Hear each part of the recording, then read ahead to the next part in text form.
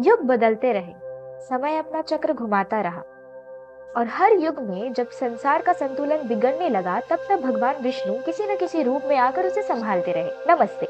वत्स के बाद आज हम समुद्र मंथन, कूर्म अवतार और मोहिनी लीला की अद्भुत कथा सुनेंगे। एक समय की बात है, देवों के राजा इंद्र अपने वैभव और शक्ति के गौरव में चूर थे। एक दिन महान तपस्वी ऋषि दुर्वासा देव सभा में पधारे। उन्होंने इंद्र को एक दिव्य पुष्प माला भेंट, पर अहंकार में डूबे इंद्र ने उस माला का सम्मान नहीं किया। उन्होंने उसे अपने वाहन ऐरावत के मस्तक पर रख दिया। ऐरावत को फूलों की सुगंध पसंद नहीं आई। उसने माला को जमीन पर गिरा दिया और वह पैरों तले कुचल दी गई। यह देखकर ऋषि दुर्वासा, जो तीनों लोकों में अपने भयंकर क्रोध के लिए प्रसिद्ध है, उनके क्रोध की ज्वाला भड़क उठी। उन्होंने कहा, जिसे विनम्रता का मूल्य नहीं पता वह शक्ति के योग्य नहीं होता। मैं तुम्हें और सभी देवताओं को अपनी शक्ति और वैभव खो देने का श्राप देता हूँ। श्राप का प्रभाव तुरंत हुआ। देवताओं का तेज धीरे धीरे खत्म होने लगा। उनका बल और शक्ति कम होती गई। उसी समय असुरों का बल बढ़ने लगा।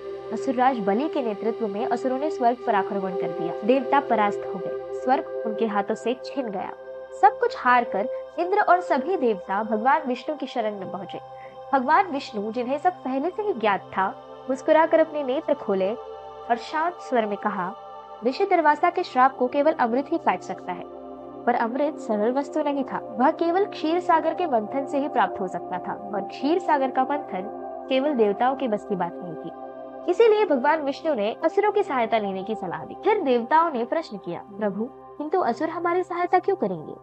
तब भगवान विष्णु ने मुस्कुराकर उत्तर दिया, अमृतत्व के लिए असुर कुछ भी करेंगे। किंतु देवराज इंद्र ने ये सलाह मानने से इनकार करते हुए कहा कि प्रभु, अगर असुरों से सहायता ली तो उन्हें भी अमृत देना होगा, जिससे वह भी अमर हो जाएंगे और फिर हम उन्हें कभी परास्त नहीं कर पाएंगे। देवराज इंद्र की बात सुनकर भगवान विष्णु ने देवताओं को आश्वासन देते हुए कहा, असुरों को अमृत प्राप्त नहीं होगा, इसकी जिम्मेदारी मैं लेता हूँ। इस वचन के बाद सभी देवता असुरराज बाली के पास मंथन का प्रस्ताव लेकर पहुँचे। देवराज इंद्र ने असुरराज बाली को अपना प्रस्ताव सुनाया। असुरराज बाली ने सुनने के पश्चात प्रश्न किया कि हम आपकी सहायता अगर कर देंगे तो बदले में हमें क्या मिलेगा? देवराज इंद्र ने कहा, अमृत। यह सुनकर सभी असुरों के दिल में लालच पैदा हो गया और सिर्फ अमृत के कारण वह मंथन के लिए मान गए। मंथन के लिए मंदराचल पर्वत को मथनी बनाया गया और वासुकी नाग को रस्सी। वासुकी का शरीर मंदराचल पर्वत के चारों ओर लपेटा गया।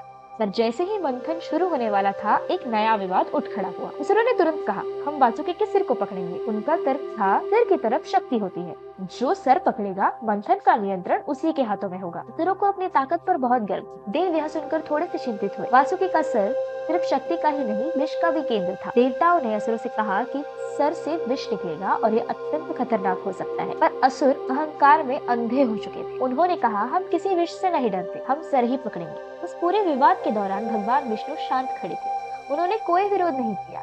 अंततः देवताओं ने विष्णु से पूछा कि अब हमें क्या करना चाहिए? तो शांत स्वर में भगवान विष्णु ने कहा कि तुम पूंछ ही पकड़ो। देवताओं ने बिना प्रश्न किए भगवान विष्णु की बात मान ली। जैसे ही मंथन शुरू हुआ, असुरों ने वासुकी के सर को जोर से खींचना शुरू किया और थोड़ी ही देर में वासुकी के मुंह से भयंकर धुआं और विष निकलने लगा। असुर सांस लेने में असमर्थ होने लगे। उनकी आंखें जलने लगी, शरीर कमजोर पड़ने लगा। जो शक्ति का प्रतीक था वह धीरे धीरे उनके लिए अभिशाप बन गया। देव जो वासुकी की पूंछ पकड़कर मंथन कर रहे थे, उन पर विष का कोई प्रभाव नहीं पड़ा। उनका मंथन निरंतर और स्थिर था। देवताओं को समझ आ गया था, जो अहंकार से चुना गया रास्ता होता है वह अक्सर विनाश की ओर ले जाता है। असुर थक चुके थे, उनका बल टूट रहा था और अब पीछे हटना संभव था। वासुकी का विष उनके अहंकार को धीरे धीरे पिघला रहा था। यह केवल शारीरिक पीड़ा नहीं थी, यह अहंकार की परीक्षा। जितने भी असुरों की मृत्यु वासुकी के विष के कारण हो रही थी, उन सबको असुर गुरु शुक्राचार्य अपनी संजीवनी विद्या से पुनः जीवित कर रहे थे। जैसे ही मंथन शुरू हुआ, मंदराचल पर्वत समुद्र में डूबने लगा। सब कुछ रुक गया। किसी को कुछ समझ नहीं आ रहा था। तभी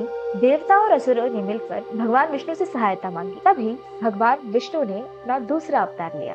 वह था कूर्म अवतार। उन्होंने विशाल कछुए का रूप धारण किया और अपनी पीठ पर मंदराचल पर्वत को संभाल लिया। मंथन फिर से शुरू हुआ। मंथन से सबसे पहले भयंकर विष हलाहल निकला। वह इतना प्रबल था कि तीनों लोक जलने लगे थे। देव और असुर दोनों घबरा गए। सभी भगवान शिव की शरण में गए। करुणामय शिव ने वह विष पी लिया और उसे अपने कंठ में ही रोक लिया। विष के प्रभाव से उनका कंठ नीला हो गया।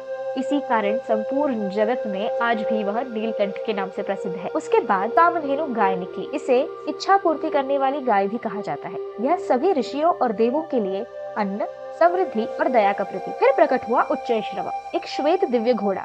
यह शक्ति, तेज और राज शक्ति का प्रतीक। बाद में इसे असुरों ने ले लिया। समुद्र से ऐरावत भी निकला, 4 दांतों वाला गजराज। यह इंद्र का वाहन बना और राजसी गौरव का प्रतीक माना गया। इसके बाद निकली कौस्तुभमणि, एक अमूल्य रत्न। भगवान विष्णु ने इसे अपने वक्ष पर धारण किया। यह दिव्य चेतना और पवित्रता का प्रतीक है। फिर प्रकट हुआ पारिजात वृक्ष, एक दिव्य कल्प वृक्ष। इस वृक्ष के फूल कभी मुरझाते नहीं। यह सौंदर्य और अनंत ऊर्जा का प्रतीक है। समुद्र से अप्सराएं भी निकली, दिव्य नर्तकियां। यह सौंदर्य, कला और आनंद का प्रतीक है। इनका संबंध स्वर्ग लोक से माना जाता है। उसके बाद प्रकट हुई वारुणी, मदिरा की देवी। यह भोग और असंयम का प्रतीक है, इसलिए इसे असुरों ने स्वीकार किया। फिर निकला शंख पांचजन्य। भगवान विष्णु ने इसे अपनाया। यह ध्वनि, शुद्धि और धर्म का प्रतीक। समुद्र से गदा कौमुदा की भी निकली। यह न्याय और शक्ति का प्रतीक है और विष्णु जी का एक प्रमुख शस्त्र। फिर प्रकट हुआ शरंग धनुष, भगवान विष्णु का दिव्य धनुष। यह लक्ष्य, एकाग्रता और मर्यादा का प्रतीक। समुद्र से चंद्र भी निकले। बाद में भगवान शिव ने चंद्र को अपने मस्तक पर धारण किया, क्योंकि वह शांति और मानसिक संतुलन का प्रतीक है। फिर प्रकट हुई स्वयं देवी महालक्ष्मी,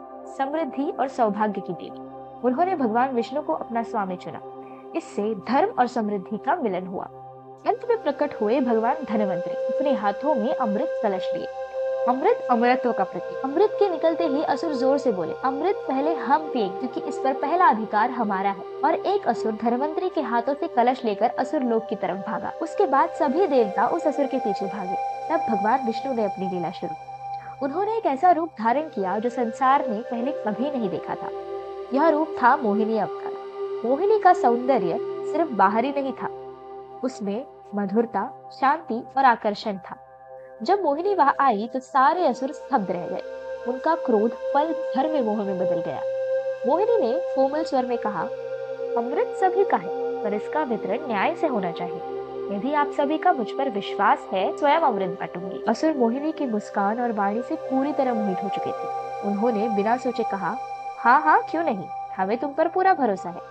इतना कहकर असुरों ने अमृत कलश मोहिनी के हाथों सौंप दिया। फिर मोहिनी बोली कि क्योंकि यह अमृत वितरण असुर लोक में हो रहा है, इसी कारण देवता असुरों के अतिथि हुए। अतिथि देवो भव का पालन करते हुए सबसे पहले अमृत देवताओं को ही पिलाना चाहिए। देव शांत खड़े रहे। उन्होंने समझ लिया था कि यह प्रभु की ही कोई लीला है। मोहिनी ने देवताओं को एक पंक्ति में बैठने को कहा और असुरों को दूसरी पंक्ति में। फिर शुरू हुआ अमृत का वितरण। मोहिनी पहले देवताओं को अमृत पिलाने लगी। उसका चेहरा शांत और हाथ स्थिर थे। असुर सिर्फ देखते रह गए, मोहिनी के बंधन में बंधे हुए। उनकी बुद्धि पर मोहिनी ने पहले ही अपने मोह का पर्दा डाल दिया था, ताकि देवताओं को अमृत प्राप्त हो सके।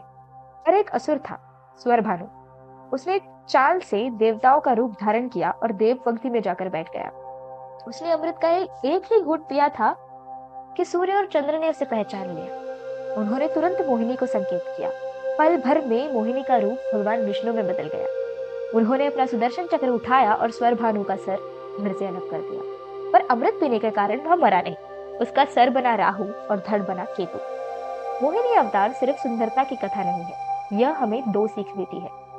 मोह बुद्धि को बांध देता है, विवेक ही हमारी रक्षा करता है। अमृत पीने से देवताओं की शक्ति फिर लौट आई। असुर पराजित हुए। भगवान विष्णु ने पहले कूर्म और फिर मोहिनी रूप में संसार का संतुलन पुनः स्थापित किया। कूर्म अवतार की कथा हमें 2 सीख देती है। अहंकार का अंत निश्चित होता है, शक्ति विनम्रता से आती है। धन्यवाद।